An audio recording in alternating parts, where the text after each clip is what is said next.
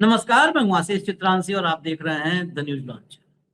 राहुल गांधी का 9 मिनट का ऐतिहासिक भाषण। ऑडियो है, वीडियो नहीं है।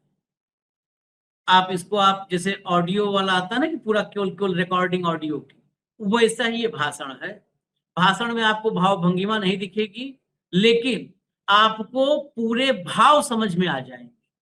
ऐतिहासिक भाषण हमने आज पहली बार नहीं बोला है, इसके पहले 100 बार कम से कम ऐतिहासिक भाषण थंबनेल में भी आपको लिखा हुआ मिल जाएगा, टाइटल में भी लिखा हुआ मिल जाएगा।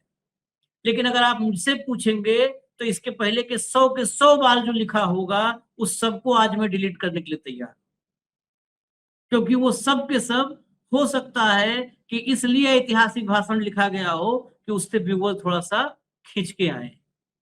लेकिन वास्तव में अगर ऐतिहासिक भाषण की बात होगी तो आज 9 मिनट वाला भाषण ऐतिहासिक, क्योंकि आज 9 मिनट में राहुल गांधी ने वो सब कुछ बोल दिया है जो हम कई महीनों से बोल रहे हैं। कई महीनों से मैं बोल रहा है कि इस मोदी से नहीं जीत पाओगे, बिना संघर्ष और विरोध के खुल करके लड़ना पड़ेगा। पूरा सिस्टम कैप्चर है और आप राजनीतिक दलों के नेताओं को सुनते रहे हैं, हमें न्यायपालिका पर भरोसा है, हम जो है अगला चुनाव हम जीत के दिखाएंगे, मोदी को हरा देंगे, हमारा पीडीए, हमारा बीडीए, हमारा एमडीए, ये सब के सब नारेबाजी और भाषण आप सुनते आए सब। इवन राहुल गांधी, राहुल ने भी कितनी भी बेईमानी कर ले, इस बार हम जीत के आ रहे हैं, बिहार उहार में बोला था। पहली बार बंद कमरे में 25 दलों के टॉप नेता थे, मतलब जो लीडरशिप है, नेतृत्व है पार्टी का, 25 पार्टियों की लीडरशिप बैठी थी और 25 पार्टियों की लीडरशिप में के सामने राहुल गांधी ने जिस साफ गोई से बोला, जितना साफ बोला, उसके लिए साहस चाहिए। यहां तक कि उन पार्टियों के नेताओं के बारे में नाम लेकर के उनके भीतर की कमियों को भी और अपने भीतर की कमियों को भी सामने रख दिया। इसलिए कह रहा हूं यह ऐतिहासिक था। इस भाषण को आप पूरा सुनिएगा, भाषण के बाद भले हमारी बात मत सुनिएगा, क्योंकि उसके बाद हम उसमें जो भी एनालिसिस करेंगे, आप ना सुने कोई बात नहीं, ये भाषण पूरा सुनिएगा। इस भाषण में इस देश का पूरा सच है, नरेंद्र मोदी कैसे राज कर रहे, नरेंद्र मोदी के राज करने के पीछे कौन कौन से हथियार इस्तेमाल किए जा रहे हैं, सब कुछ इस भाषण में मिलेगा। और सबसे बड़ी बात, राहुल ने यहां तक कह दिया कि मोदी की सरकार टिकेगी तो नहीं, जाना तो इसको पड़ेगा, इसके लिए कुछ भी करना पड़े और हमें एक भी रहना पड़ेगा, चाहे इसके लिए जहर पीना पड़े, विषपान करना पड़े, तो मैं वह भी करूंगा और इनके सामने हम झुकेंगे नहीं। चाहे सिर कटवाना पड़े, मैं सिर कटवा दूंगा, सिर कट जाएगा मेरा, लेकिन सिर झुकेगा नहीं, इनके साथ समझौता नहीं करूंगा। हेमंत भाई को लाइए, हम दोनों भी साथ साथ ही सुनना चाहते हैं, क्योंकि कुछ हिस्सा हम सुने, पूरा हम साथ साथ सुनेंगे दर्शकों के। स्वागत है हेमंत भाई। कोई भूमिका नहीं, आप ट्वीट दिखा दीजिए 2 लाइन का, राहुल का 2 लाइन का ट्वीट है और शुरू कर दीजिए भाषण। ये उन्होंने ही अटैच किया है इसको, पूरे ऑडियो को, राहुल ने। The Congress party's role, as many of you have stated, is to unite all of you together with love and affection. आप में से तमाम लोगों ने कहा है, तमाम लोगों का कहना है कि हमारी भूमिका, कांग्रेस पार्टी की भूमिका, आप सभी को प्यार के धागे में पिरो करके, एकता के धागे में पिरो करके एक साथ रखने का हमारा काम है, ये हमारी जिम्मेदारी है। अब उस जिम्मेदारी को निभाने के लिए क्या क्या करना पड़ेगा और हम किससे लड़ रहे हैं, कैसे लड़ रहे हैं, वो पूरा आगे भाषण में है। My speech to the India alliance, दिखाइए ट्वीट उन्होंने लिखा है उसको, my speech to the India alliance leadership on 8 June. 8 जून को इंडिया अलायंस के जो है सभी नेताओं के सामने, उस लीडरशिप के सामने मेरा भाषण। और राहुल ने डाला जो भाषण, उसको चला दीजिए, पूरा प्ले कर दीजिए, पूरा शुरू से अंत तक। I would like to welcome all of you here today. Thank you for coming. Many years ago, I got into an argument with a very good friend of mine. I told him, what you're doing is completely unfair. And his answer to me was, the world is unfair. get used to it. It is not my place to answer any of the things that were said here today about the Congress Party. It is my place to, like in the Shiva tradition, swallow everything. The idea of the blue-necked one, Shiva, who drinks all the poison. Whatever more you want to say, whatever criticism you have of me or of the Congress Party, we will accept it. And we will accept it happily and with a smile. We will try to make you happy because our role is fundamentally different from yours. I do not say this with arrogance. Our role, as many of you have stated, is to unite all of you together with love and affection. I have been an MP of the Congress Party since 2004, when I fought my first election. Our party is fundamentally differently organized than all other parties in India. And I say this with humility. Why? Because this party began as a resistance movement when modern India did not exist. Unlike all other parties, it was not built using the infrastructure and the protection of the Indian state. The Congress Party is a resistance movement protecting the idea that all Indians are equal. We are fundamentally opposed to the vision of the RSS. We will die in the Congress Party before we stand with or compromise with the BJP or the RSS. You will have to cut off our heads to make it happen. I know lakhs and lakhs of Congress workers in this country who will say, cut off our heads, we will not bow before the RSS. I'm sorry to say that there is confusion in this group. The confusion is that you, the SP, the TMC, the RJD believe that the political instruments you have used so far will still work. These only worked when the Indian state provided a fair field for them to operate in. That field does not exist anymore. The BJP controls the institutions of the state. The BJP controls the legal system. The BJP controls the bureaucracy. It controls the intelligence agencies.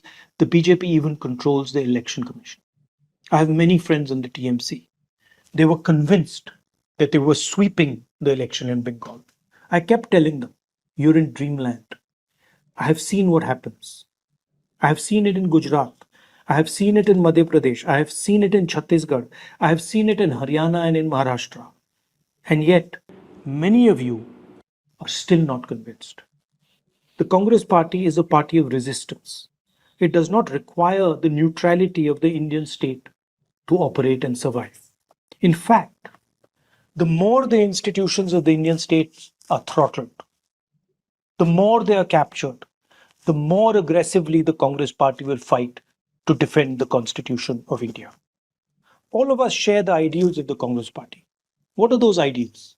Satya, Ahimsa, and compassion, Karuna. What is the main issue over here? I have no interest in fighting you. I would have to be a madman to suddenly get up and say, I'm going to fight you. Because you are our allies. You are our friends. You are the people we love. Please understand, we won the last election in 2024. We did not lose the 2024 election. You asked why Nitish Ji left. It was not because of me. It was not because of the Congress Party. And I will tell you that in the near future, even those few instruments that used to work will stop working because the BJP and the RSS are tightening their grip on the Indian state. The Congress Party faced this very same decision more than 100 years ago. We were a political organization before 1927. The day Gandhiji said, we want independence, we became a resistance movement. If political parties can't function, then what can? Resistance functions. Resistance works. Wherever we resist, it works. I have seen it with my own eyes. I have walked 4,000 kilometers across this country. Resistance works. You don't need political architecture. You don't need the bureaucracy. You don't need the intelligence agencies. You need the act of resistance, meaning I will resist. I will not allow injustice. Full stop. The end. It is a spirit. It is not an organization. It is a way of thinking. And whether we like it or not, that is where we will have to go. The mindset has to change. The mindset must now be, we will not fight each other. We will not give the press a chance to attack us. We will resist. You're thinking that the challenge is winning the next election. The next election is already won.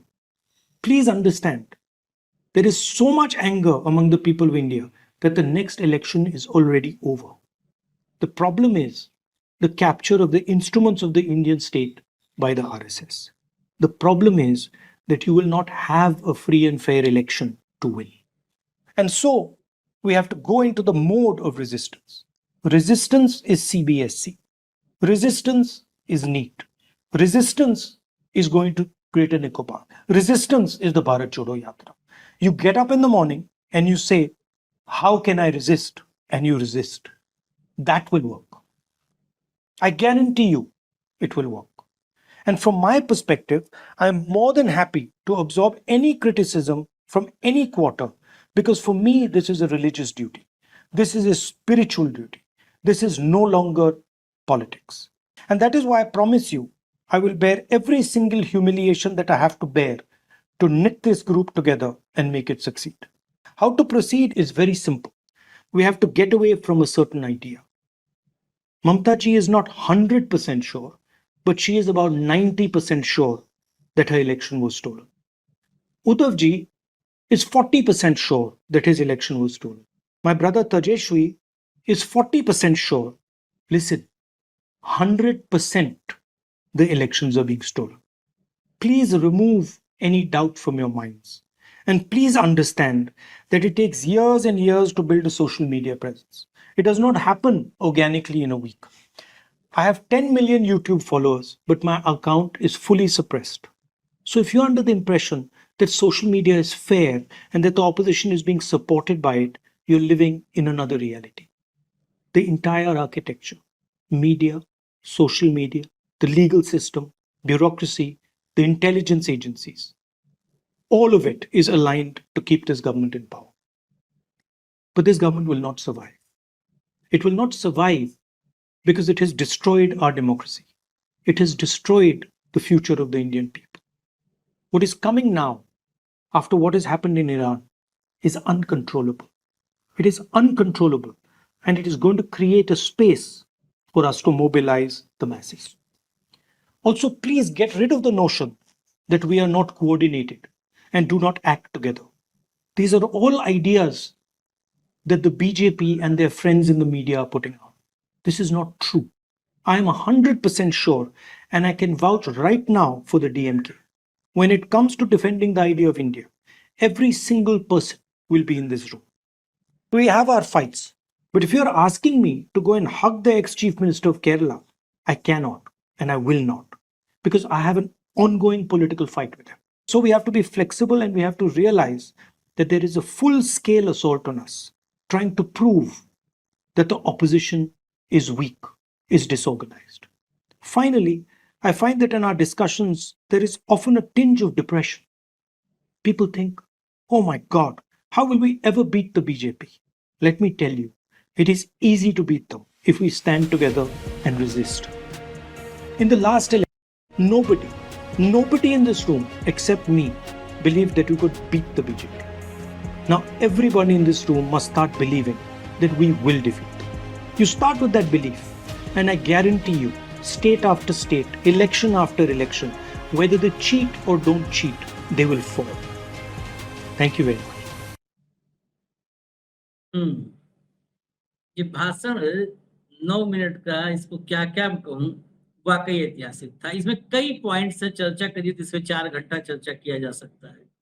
इसमें आखिर से मैं उल्टा चलता हूं। आखिर में उन्होंने कहा कि सबसे बड़ी प्रॉब्लम है कि कोई ये अब बिलीफ किसी में नहीं है, किसी में विश्वास नहीं है कि हम भाजपा को हरा सकते हैं। ऊपर से मंच पे भाषण में कोई कुछ भी कहे, भीतर से किसी को नहीं विश्वास होता कि हम भाजपा को हरा पाए। यही भाजपा के जीत का सबसे बड़ा मंत्र है हेमंत भाई, यही सबसे बड़ा मंत्र है। वो पार्टी को हराने से पहले उस पार्टी के मन को हराते हैं, वो तोड़ देते हैं, आपके मनोबल को तोड़ते हैं। ये पार्टियां क्यों तोड़ी जाती हैं? इन पार्टियों के तोड़ने से भाजपा जीतेगी? जिताने वाला ज्ञानेश कुमार है, रोनित बिट्टू पंजाब जिता देगा, अमरिंदर सिंह कैप्टन साहब जितवा देंगे पंजाब? नहीं। शुभेंदु अधिकारी बंगाल जितवा दिया है? नहीं। मनोबल तोड़ दो, सामने वाले सब तो हमारा जा रहा, हमारे पास बचे नहीं है कुछ, बीजेपी जीत गई। वहीं से शुरू होता है दूसरा वाला पॉइंट कि चुनाव हारने के बाद भी आदमी को लगता है चुनाव चोरी हुई है, लगता तो है, लेकिन वो अपने भीतर फिर झांकने लगता है, नहीं कुछ कमी हमसे रह गई, कुछ चूक रह गई, और उसको स्टेब्लिश करने के लिए फिर काकोली घोष, ऋतव्रत बनर्जी जैसे लोग आते हैं कि बहुत भ्रष्टाचार था, अभिषेक बनर्जी ने बहुत अति कर दी, यह तेन, ताकि अब फिर आपको लगता है यार ये जीते हैं ईमानदारी से ही जीते होंगे, क्योंकि सब तो इतनी कमियां हमारे ही लोग गिनवा रहे हैं। देखिए कितना साइकोलॉजिकल गेम है, हमारे ही सब कह रहे हैं कि कमी थी, कमी थी, कमी थी, हमारे 60 विधायक सब कह रहे हैं कमी थी, हमारे सारे सांसद सब कह रहे हैं कमी थी, कमी हम ही में थी, और फिर वो नए शिकार की तरफ बढ़ जाता है शिकारी। हेमंत भाई, ये जो सभी साथियों को, चलिए मोदी जी को किनारे रखिए, अभी अभी मोदी जी अगले सवाल में आएंगे, वहां सब थे, वहां तेजस्वी, वहां उमर अब्दुल्ला, वहां महबूबा मुफ्ती, उद्धव कॉन्फ्रेंस पे थे, वीडियो कॉन्फ्रेंसिंग पर, सुप्रिया सुले, अखिलेश यादव सबसे बड़े उनके पार्टनर आज की तारीख में ताकत में देखा जाए, ममता बनर्जी, डीएमके नहीं थी तो डीएमके के लिए भी उन्होंने कह दिया कि मैं एकदम 100% खड़ा हूं, पूरे विश्वास में दिला रहा हूं, सबको कहा है। क्या ये बात सब समझेंगे, या राहुल के भाषण को कि चलो राहुल ये उलझलूल कई बार होता है ना, यह भी लोगों में धारणा होती है, अरे यार इसकी बात क्या समझना है, तो इतने काबिल होता तो जीत जाता अपना चुनाव, हमको चुनाव जितवा रहा है। बहुत सारी बातें हैं हकीकत में, क्या इस बात को समझेंगे? क्योंकि जब तक इस गफलत से बाहर नहीं आएंगे, मैं कहता हूं ना कि विजन आपका क्लियर हो, ये क्लियरिटी ही तो नहीं मुझे दिखती है इंडिया अलायंस कि सबका विजन क्लियर है कि ये बेईमान है, उसी में एक कह देगा कि नहीं नहीं, उमर अब्दुल्ला क्या ज्ञान दिए थे कि नहीं नहीं मशीनों क्या है, इसमें कुछ नहीं है, वही ज्ञान देने लगे इंडिया अलायंस में। तो पहले इनमें क्लियरिटी आएगी कि नहीं आएगी, मैं इतना ही जानना चाहता हूँ, पहले घर में तो क्लियरिटी हो। आशीष भाई नमस्कार, आपको सारे दर्शक साथियों को भी। बेहद गंभीर और संजीदा मसला है, और ये मसला आज 144 करोड़ भारतीयों का है, किसी एक इंडिविजुअल पार्टी का नहीं। आपने कहा ये समझेंगे कि नहीं, अगर नहीं समझेंगे तो मिट जाएंगे। अंदर से तो ये जानते हैं सारे कि अलग अलग पिटोगे आप। अपन 2 साल से लगातार क्या कह रहे हैं कि सारे पिटेंगे, अलग अलग पिटेंगे। तो वो कार्यक्रम बिल्कुल बिल्कुल स्टैंडर्ड एसओपी की तरीके के हो चुका है। जब ममता बनर्जी जैसी स्ट्रीट फाइटर के मुंह पे राहुल गांधी ये कह रहे हैं कि ममता जी भी 90% कन्विंस्ड है कि गड़बड़ हुई है, ठीक, अखिलेश फलाना, ये अपने तेजस्वी, उद्धव ठाकरे, सबका नाम लेकर के कहा, सारे थे, कोई वीडियो कॉन्फ्रेंसिंग था तो वैसे। आशीष भाई देखिए, जो एकजुट नहीं होंगे तो मिट जाएंगे, इनका नाम लेवा भी नहीं बचेगा तारीख में, एक बात तो ये बिल्कुल याद रखिए। दूसरा, भाजपा, पहले देखिए इस नैरेटिव पे चलिएगा, बहुत ब्रीफ में चलेंगे, लंबा शो नहीं करेंगे क्योंकि बहुत लोगों का ये सवाल केवल भारत में नहीं है। अभी तक भारत में क्या था, there is no alternative to Modi, पहले ये फैक्टर चलाया पूरे 10-11 साल तक। 2019 के बाद इसका जिक्र करना और बढ़ा दिया, और 24 के बाद अब उसको कम कर दिया, क्योंकि मोदी का सब कुछ क्लियर हो गया। 56 इंच से लेकर के, विश्वगुरु से लेकर के, डंके से लेकर के, लाल आंखों से लेकर के, हर चीज मोदी का एक्सपोज हो गया, ठीक। तो अब जो परिस्थिति है, अब देश में नहीं विदेश में भी, जैसे मैं पीछे गया तो अमेरिका के हर शहर में, कनाडा के तमाम शहरों में एक ही सवाल मुझसे पूछते थे सारे लोग, और उसमें गुजराती ज्यादा थे अमेरिका में तो। और वो क्या पूछते थे आशीष भाई कि ये हारेंगे कैसे, ये तो हार सकते ही नहीं। और वही सवाल अब आपने पूछ लिया। तो राहुल गांधी ने जो ये करीब करीब 9.25 मिनट का जो ये संबोधन किया है सारे अपने एलआई साथियों को, उस मीटिंग में एक तो शुरुआत से अगर आप देखेंगे तो राहुल गांधी एक चीज ओपनिंग में कह रहे हैं कि आपने मुझे जो कुछ कहना था वो कहा, मैंने बहुत दायरे से सुना, और शिव की तरह सारे जहर को पीने को मैं तैयार हूं, सारी ह्यूमिलिएशन को पीने को तैयार हूं। बहुत ही विनम्रता के साथ उन्होंने ये भाषण शुरू किया। अगर आप इसको ओवरऑल एनालाइज करो, बाकी सारी चीजों पर भी आएंगे, तो ये सिर्फ आशीष भाई एक भाषण नहीं था, ये एक ईमानदारी है, जैसा मैंने कहा विनम्रता है, और सत्ता के इंस्ट्रूमेंट्स के सामने सच कहने का साहस है, जो आज देश में बचा नहीं। बिल्कुल ब्लेटेंट ट्रूथ, और सबका बाकायदा नाम लेकर के। जिस व्यक्ति ने धोखा, अपमान और लगातार रची गई साजिशों का सामना किया है, वह अब और मजबूती से खड़ा हुआ है और भारत को एकजुट होने का आह्वान कर रहा है, खासतौर पे अपनी विचारधारा की विपक्षी दलों सबके सामने, कहीं कोई वजह। और इस पूरे बातचीत में अगर आप समझेंगे बिटवीन दी लाइंस, तो बहुत गजब का एक मैसेज आता है कि बांटना बहुत आसान है जो मोदी और शाह करते हैं, लेकिन उनको एकजुट करना बहुत मुश्किल है। 25 लोग बैठे हैं यहाँ पे इस मीटिंग के अंदर, लेकिन एकजुट नहीं, एक दूसरे पे नेम कॉलिंग हो रही है। आलोचना करने में आशीष भाई 2 सेकंड लगते हैं, 2 सेकंड, लेकिन किसी बड़े मकसद के लिए सब्र और विनम्रता के साथ पूरी बात सुन लेना, उन सारी फॉल्ट लाइंस के बावजूद एकजुट रहना, असली काम आज देश में ये है। और ये राहुल गांधी की इस बात से मैं पूरी तरह सहमत हूं। ये जो भाषण इन्होंने दिया है वो एकदम बेबाक है, ईमानदार है, बिना किसी झिझक के, जिसे कहते हैं ना अपना दिल खोल के रख दिया कि भाई तुम जो कह रहे हो वो सारी सिर माथे पे है, बिल्कुल ठीक, मैं सहमत हूं तुमसे, आगे चलो। असली लड़ाई आशीष भाई सपा को, तृणमूल को, कांग्रेस को, राहुल को, ममता को, उद्धव को बचाने की है ही नहीं। अब अपन लगातार बात करते हैं, असली लड़ाई इस देश को, लोकतंत्र को बचाने की है। क्या वो बच जाएगा या नहीं बच जाएगा? डीएमके समेत सारे दलों के सहयोगियों के साथ बात की गई। कांग्रेस की जो भी विरासत है उसको एक नई परिभाषा दी गई कि एक राजनीतिक पार्टी नहीं है, बल्कि प्रतिरोध और संघर्ष की ताकत है और ये लड़ेगी। उसने गांधी जी का भी जिक्र किया, सारी चीजों का जिक्र किया। अगर आपको याद हो, 4 दिन पहले हम एक भाषण में बात कर रहे थे जब राहुल गांधी रो पड़े थे तमिलनाडु में, कर्नाटक में, और तब हमने तमाम चीजों पे जिक्र किया था। आज इस भाषण में वो सारा कंटेंट है या नहीं जो हमने उस दिन चर्चा की थी कि how he thinks, he is not a politician, he is something else. आज का ये भाषण एक राजनेता का भाषण नहीं, ये एक विचारशील व्यक्ति का भाषण है जो हर तरह की फॉल्ट लाइंस को स्वीकार करते हुए केवल एक लड़ाई लड़ना चाहता है, और वो इस देश के लोगों की और लोकतंत्र की। उसने जो कहा, ये मुझे लगता है इस देश के, जो कहते हैं ना कि बीजेपी कैसे हारेगी, तो हार ही नहीं सकती। सारे लोग कहते हैं, मेरे जो बहुत ही विद्वान करीब से करीब दोस्त थे वो सारे अब एक बात कहने लगे, यार ये हारेंगे कैसे? हर बार तो नई टेक्नोलॉजी ले आते हैं, कभी वोट काट देते हैं, कभी जोड़ देते हैं, कभी एसआईआर करा देते हैं, और अब मध्य प्रदेश में नया मॉडल आ गया कि नामांकन ही खारिज कर दो। तो हर चीज नया मॉडल। ये कैसे हो पाता है? ये तब होता है आशीष भाई जब आपका पूरा इंस्टीट्यूशनल फ्रेमवर्क कैप्चर हो जाता है कंप्लीटली।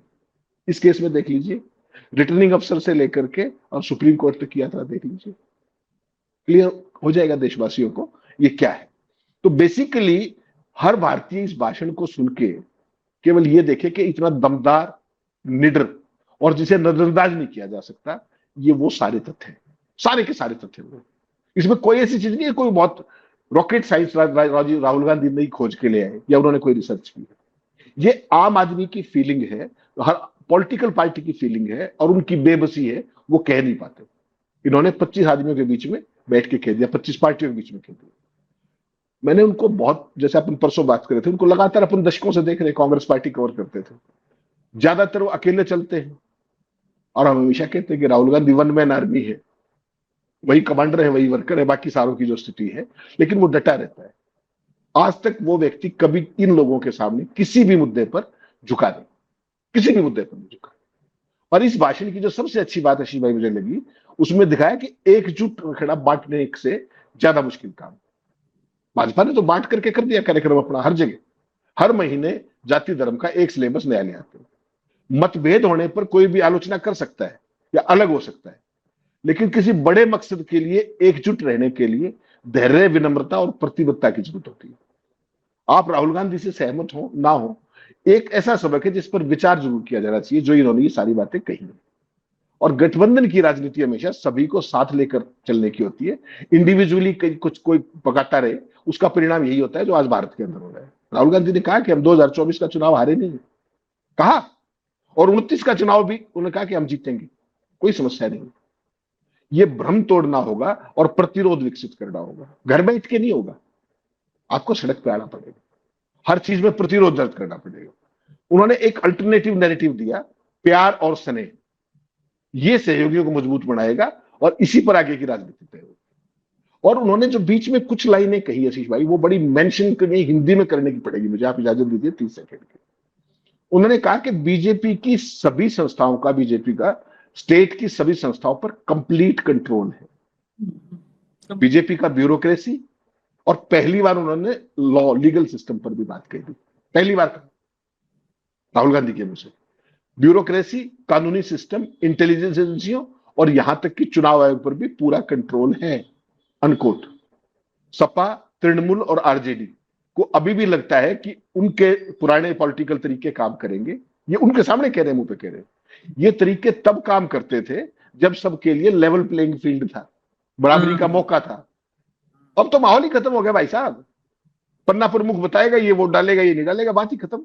कौन सी एसआईआर, किसकी एसआईआर, कौन सा चुनाव, कौन सा लोकतंत्र, छोड़ दीजिए उस बात को। फिर उन्होंने कहा कि टीएमसी के कई लोगों को यकीन था कि वे बंगाल चुनाव में बड़ी जीत हासिल करेंगे, और मैं उनसे हमेशा कहता था कि वो ख्वाबों की दुनिया में रह रहे हैं। कहा उन्होंने ये ममता जी के सामने कहा। और उसने आखिर में ये कहा कि मैंने देखा कि मध्य प्रदेश, गुजरात, महाराष्ट्र और हरियाणा में क्या हुआ है। ठीक, बिल्कुल खोल के रख दिया, जिसको कहते हैं ना एक्सरे और सीटी स्कैन नहीं, इस देश के मौजूदा हालात की एमआरआई। और इसमें एक चीज और जोड़ दूं, ऐसी कोई भी चीज नहीं है जो देशवासियों को ना पता। देशवासियों ने इसको स्वीकार कर लिया कि आज की तारीख में वो जो था ना कि there is no alternative, Modi का विकल्प कौन, वो खत्म, उसका जिक्र अभी ये नहीं करते। मोदी चारों तरफ नाकाम और नकारा, ये भी यस पूरे देश ने स्वीकार कर लिया। लेकिन ये हटेंगे कैसे, इस पर आज राहुल गांधी ने असली गुरु मंत्र दिया है। और वो क्या कहा है कि प्रतिरोध, जो जो चीजें गलत हो रही हैं उसका प्रतिरोध कीजिए, गांधीवादी तरीके से सड़कों पर आकर के इनको फ्री, वो मत दीजिए फ्री रन। भाई साहब 3 आदमी, आशीष भाई, 3 भारत के नाविक मार दिए अमेरिका में, हरमुज के अंदर। प्रधानमंत्री के मुंह से चू नहीं निकली, विदेश मंत्री के मुंह से चू नहीं निकली, रक्षा मंत्री निंदानाथ के मुंह से नाविक नहीं निकला, और ये विश्व गुरु है। ये आप सोचिए, इसको उल्टा करके देखिए, यही काम अगर चाइना के नाविक के साथ हो जाए तो कोहनी पे चला देगा ट्रंप को। और भारत ऐसा नहीं है, ऐसा भारत नहीं है, समझिएगा मैं जिस बात पे आ रहा हूं। भारत ने अमेरिका को बहुत कमजोरी के दिनों में भी औकात दिखाई है। हाँ। और वो बहुत कमजोरी के दिनों में, आज तो भारत मतलब पता नहीं कौन सी अर्थव्यवस्था है, तीसरी से छठी हो गया, पता नहीं क्या क्या हो गया। लेकिन आप अगर हकीकत में जाएंगे, इतिहास के अंदर जाएंगे, तो आपको लगेगा कि भारत ने तो इनको बहुत बार औकात दिखाई, एक बार नहीं, बहुत बार औकात दिखाई है। कब कब दिखाई? इंदिरा गांधी ने 7th फ्लीट का जिक्र याद है, 70 जो बांग्लादेश बना रही थी, क्या कहा? 7th नहीं 17th फ्लीट ले आओ, छोड़ के सब कुछ। रशिया से बात की, हिंद महासागर में रशिया की पनडुब्बियां आ गई, अमेरिका देखता रह गया, नया बांग्लादेश बन गया। समकालीन इतिहास के अंदर दुनिया का भूगोल सक्सेसफुली उस महिला ने बदला। अमेरिका का राष्ट्रपति देखता रह गया और आज तक कुछ नहीं कर पाया। छोड़ दीजिए उस बात को। उससे पहले वियतनाम वाला जो था अमेरिका का, सरेआम नेहरू जी ने, इंदिरा गांधी ने कहा कि ये साम्राज्यवादी हमला है, ओपनली। उस टाइम भारत क्या था, भारत के पास क्या था? बहुत हद तक हम अमेरिका के ऊपर डिपेंडेंट थे। अटल बिहारी वाजपेयी कई थे, जब परमाणु परीक्षण किया अमेरिका ने सारे वो लगाए, झुके क्या? नहीं झुके। और सबसे इंपॉर्टेंट बात जो दर्शकों को याद होगी, डॉक्टर मनमोहन सिंह हमारी एक राजनीतिक को हथकड़ियां लगा दी और तलाशी ले ली, डिप्लोमेटिक प्रोटोकॉल का वायलेशन करके 2013 में।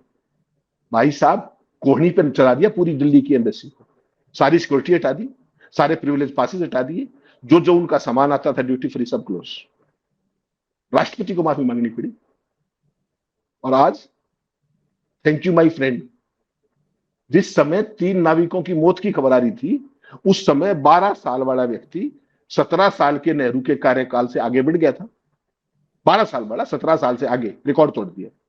और ट्रंप, क्योंकि वो भी अपने जैसा ही है, जैसे ये भगत सेना है, उसका धन्यवाद कर रहा है, उन 3 नाविकों का जिक्र नहीं किया। एक डिप्लोमेट को बुला करके राजनीतिक को और कहने कि अमेरिका के राजदूत को खड़ी खोटी सुनाई। कौन था वो? कौन है भारत में अमेरिका का राजदूत? किसको बुलाया था? और आज फिनलैंड में बैठ करके श्रीमान जयशंकर क्या कह रहा है पता है आपको? आपका सिर जमीन से झुक जाएगा। कहता है कि अमेरिका ने ही कहा था कि रूस से तेल ले लिया करो, और जब हमने लिया तो हमारे ऊपर सैंक्शंस लगा दो। फिनलैंड में बैठ के कह रहे हैं ये बात।